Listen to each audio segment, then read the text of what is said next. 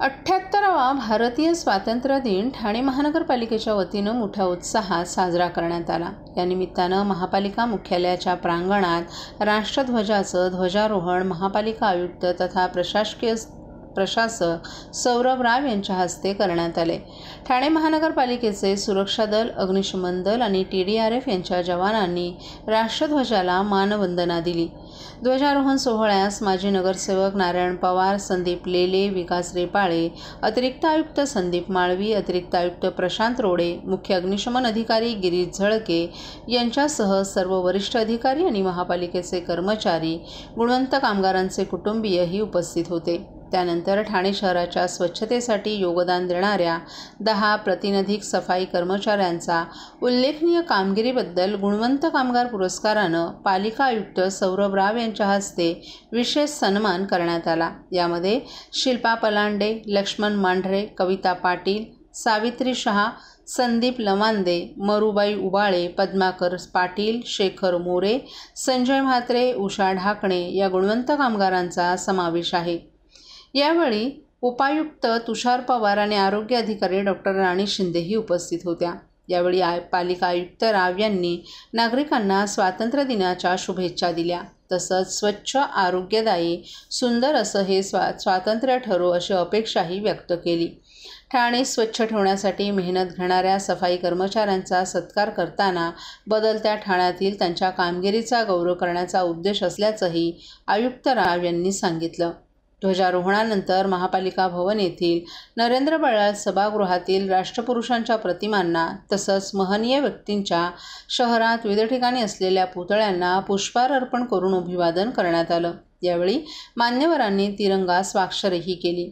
यावेळी अतिरिक्त आयुक्त संदीप माळवी, अतिरिक्त आयुक्त प्रशांत रोडे, उपायुक्त GG गोदेपुरे, उपायुक्त उमेश बिरारी, उपायुक्त शंकर पाटोळे, मुख्य अग्निशमन अधिकारी गिरीश झळके उपस्थित होते। घरोघरी तिरंगा या अभियानाच्या निमित्तानं ठाणे महापालिकेच्या वतीनं 9 ऑगस्टपासून विविध उपक्रमांचं आयोजन करण्यात आलं होतं। यामध्ये शालेय विद्यार्थ्यांच्या तिरंगा यात्रा, देशभक्तीपर गीतांचा कार्यक्रम, तिरंगा प्रतिज्ञा, तिरंगा स्वाक्षरी आदी उपक्रमांचाही समावेश होता।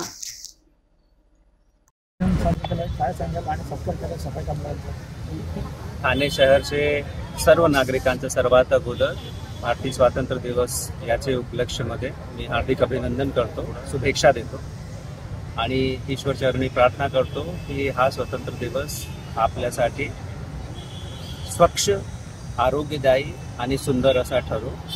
आज आपण हा कार्यक्रम ठाणे कॉर्पोरेशनमध्ये साजरा केला आहे। त्याच्या सोबतच आपण आपले जे स्वच्छता कर्मचारी आहे जे अहोरात्र ठाणे सिटीला स्वच्छ ठेवण्यासाठी, ठाणे सिटीमध्ये होऊ घातलेला जे बदल आहे तो घडवण्यासाठी जे मेहनत घेतात, कष्ट घेतात, त्यांचा आपण सत्कार केला आहे। आणि हर घर तिरंगा अर्थात घरोघरी तिरंगा हे अभियान 13, 14 आणि 15 म्हणजे आजपर्यंत सुरू आहे आणि त्याच निमित्तानं बनला पाहिजे।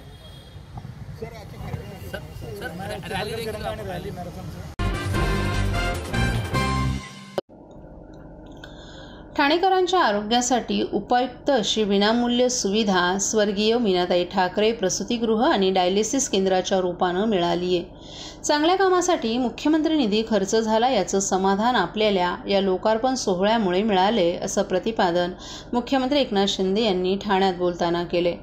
ठाणे महानगरपालिका क्षेत्रातील वागळे इस्टेट येथील शिवाजीनगर भागातील जुन्या स्वर्गीय मीनाताई ठाकरे प्रसूतिगृह आणि डायलिसिस केंद्राच्या अद्ययावत नूतन वास्तूचं लोकार्पण मुख्यमंत्री एकनाथ शिंदे यांच्या हस्ते करण्यात आलं।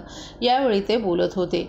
यावेळी खासदार नरेश मस्के, आमदार प्रताप सरनाईक, माजी आमदार रवींद्र फाटक, माजी नगरसेवक राम रेपाळे, दिलीप बेतकर, माजी नगरसेविका जयश्री फाटक, सुखदा मोरे, अतिरिक्त आयुक्त संदीप माळवी, प्रशांत रोडे, नगर अभियंता प्रशांत सोनागरा, उपायुक्त उमेश बिरारी, मनीष जोशी, GG गोदेपुरे, मुख्य वैद्यकीय अधिकारी डॉक्टर चेतना निथिल, वैद्यकीय अधिकारी डॉक्टर राणी शिंदे, कार्यकारी अभियंता भगवान शिंदे आदी मान्यवर उपस्थित होते। या इमारतीचं काम संरचनात्मक दुरुस्ती करून पूर्ण झाले। सर्व सोयींनी युक्त असं वातानुकूलित प्रसूतिगृह आणि डायलिसिस केंद्र नागरिकांसाठी खुलं झालं आहे याचा मनस्वी आनंद होत असल्याचं मुख्यमंत्र्यांनी सांगितलं। प्रसूतिगृहाची वास्तू अतिशय सुंदर तयार करण्यात आली आहे. व्यवस्थाही अद्ययावत दिल्या आहेत. त्यांची काळजी घेणं आणि नीट वापरणं यांची जबाबदारी येथील डॉक्टर्स आणि कर्मचाऱ्यांची आहे. आपण कधीही अचानक भेट देऊ तेव्हा हे प्रसूतिगृह आपल्याला याच स्थितीत दिसलं पाहिजे अशी अपेक्षाही मुख्यमंत्र्यांनी यावेळी व्यक्त केली. श्रीनगरमधील मातोश्री गंगूबाई शिंदे रुग्णालयासाठी नवीन इमारत घेण्यात येत आहे. त्यामुळे तेथेही रुग्णखाटा वाढणार आहेत.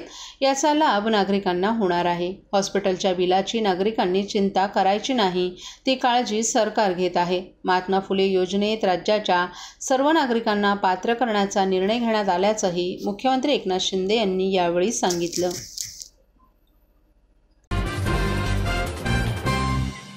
महाराष्ट्रातील भगिनींना आधार देणारी राज्य शासनाची मुख्यमंत्री माझी लाडकी बहीण योजना. या योजनेअंतर्गत अल्प उत्पन्न गटातील 21 ते 65 वयोगटाच्या भगिनींना मिळणार दरमहा 1500 रुपयाची मदत. अर्ज करण्यासाठी 31 ऑगस्ट 2024 पर्यंत मुदतवाढ. कुटुंबाचं वार्षिक उत्पन्न 2.5 लाख रुपयांपेक्षा कमी असलेल्या महिला पात्र. कुटुंबाकडे पिवळं किंवा केशरी रेशन कार्ड असल्यास उत्पन्नाचा दाखला आवश्यक नाही. पांढरं रेशन कार्ड असेल किंवा रेशन कार्ड नसेल तर कुटुंबाचं वार्षिक उत्पन्न 2.5 लाखांपेक्षा कमी असल्याचा दाखला आवश्यक.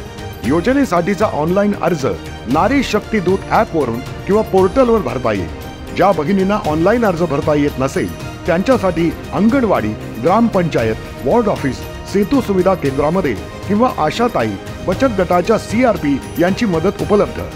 आता आपल्याला अभिमानानं म्हणता येईल, सुखी आणि सुरक्षित आहे माझी लाडकी बहीण.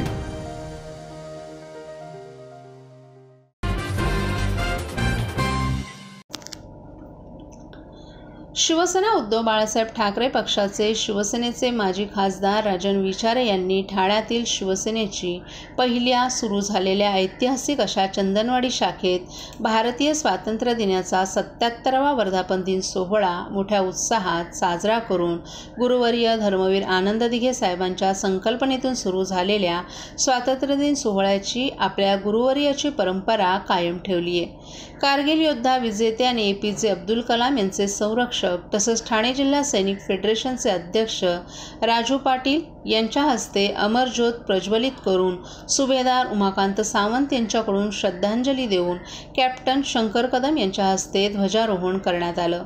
यावेळी भारतीय सैन्य दलातील नाईक बाळीराम कदम, हवालदार मंगेश कृष्णा उतेकर, नाईक दत्ताराम गोविंद उतेकर, विनोद सुरेश ससाने, धनसिंग किसन अहिरे, संजय कृष्णा वाडेकर, दोंडी नारायण राऊळ, जयदीप हनुमान भोईर तसंच या भारतीय सैन्यातील शहीद झालेल्या जवानांच्या वीरपत्नी वीरमाता रमावती सुखलाल पवार, गीता गणपत पडवी, पंडित सरिता चव्हाण, शोभा गरांडे यांना सन्मानित करण्यात आलं.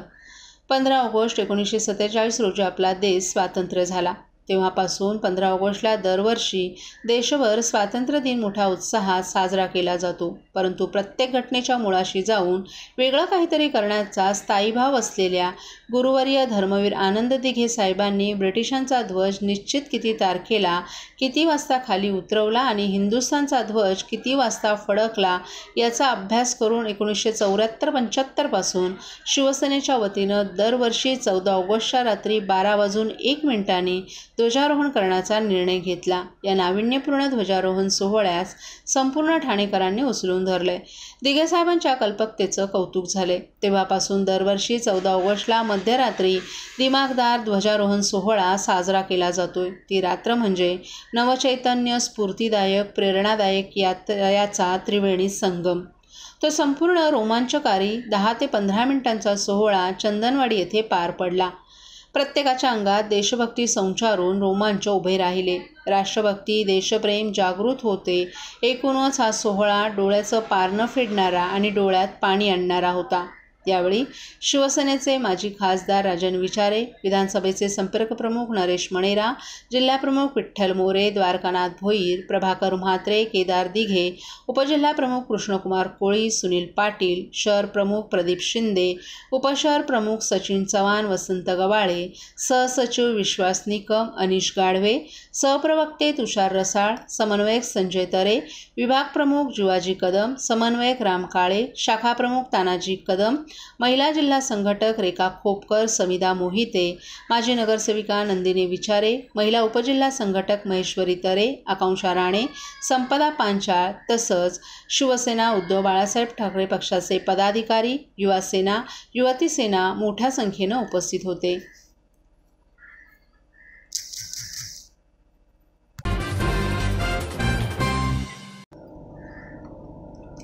मुख्यमंत्री लाडकी बहीण योजनेअंतर्गत ठाण्यातील महिलांच्या बँक खात्यात 2 महिन्यांचा हप्ता म्हणजेच 3,000 रुपये जमा झाल्यानं ठाण्यातील राष्ट्रवादी काँग्रेस पक्ष कार्यालयात महिलांनी उत्साहात जल्लोष साजरा केलाय. या योजनेमुळे महिलांना आर्थिक स्थैर्य मिळण्यास मदत होणार असल्याचं मत महिलांनी व्यक्त केले. या योजनेमुळे महिलांच्या आर्थिक स्थितीत सुधारणा होण्याची अपेक्षा आहे. राज्य सरकारनं यासाठी मोठी आर्थिक तरतूद केली आहे, ज्यामुळे पुढील अनेक वर्षे या योजनेतून महिलांना मदत मिळणार आहे. विरोधकांनी कितीही टीका केली तरीही सरकारने या योजनेवर ठाम राहण्याचं ठरवलंय असं आमदार आनंद परांजपे यांनी सांगितलं. विरोधकांनी कितीही वल्गना केल्या तरीही महायुती सरकारनं महिलांच्या खात्यात पैसे जमा करण्यासाठी आवश्यक ती तरतूद केली असून ही योजना महिलांच्या विकासासाठी मोलाची ठरणार असल्याचं परांजपे यांनी सांगितलं. योजनेच्या यशस्वी अंमलबजावणीसाठी स्थानिक पातळीवर प्रशासनानंही योग्य ती पावलं उचलली असून महिलांच्या उत्स्फूर्त प्रतिसादामुळे योजना अधिक प्रभावी होण्याची शक्यता असल्याचंही परांजपे म्हणाले.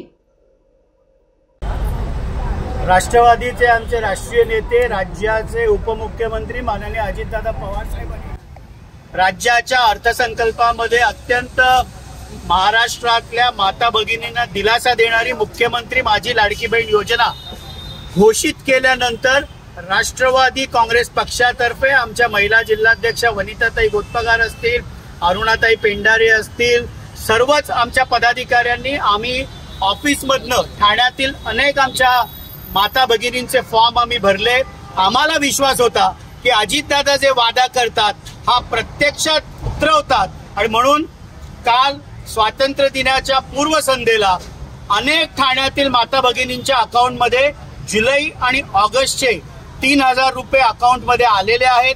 महाराष्ट्रामध्ये जवळजवळ 35 लाख महिलांच्या अकाउंटमध्ये पैसे आलेले आहेत. आतापर्यंत 48 लाख महिलांच्या अकाउंटमध्ये हे पैसे आलेले आहेत.